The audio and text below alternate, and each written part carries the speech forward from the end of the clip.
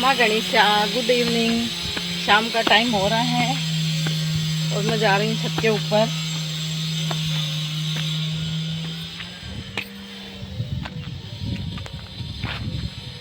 घर का खाना वाना मैंने बना लिया। हम जल्दी खाना बना लेते हैं क्योंकि फिर रात गर्मी बहुत ज़्यादा होने लगी इसलिए।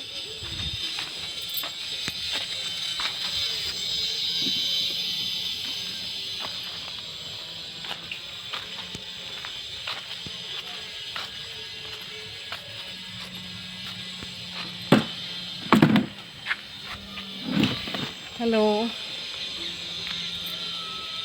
चलो आपसे कोई बात करते हैं। एक बार की बात है, एक संत महात्मा थे।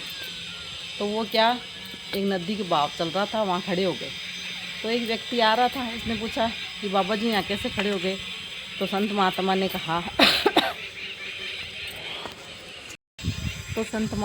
कहा कि जब ये पानी बह जाएगा तब मैं ये नदी पार करके उस तरफ जाऊंगा।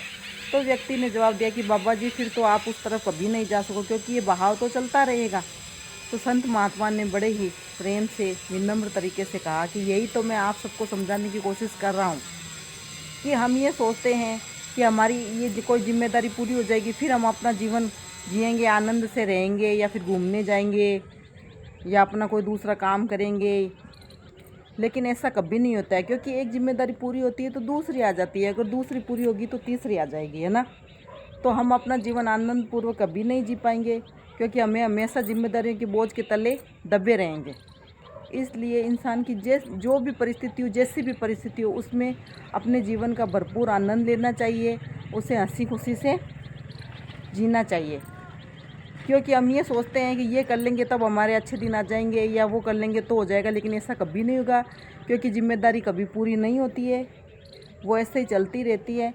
इसलिए जो भी है, जैसा भी है, हमारा जीवन है, उसमें खुश रहना चाहिए और औरों को भी खुश रहने देना चाहिए, दूसरों को भी खुश रहने देने चाहिए।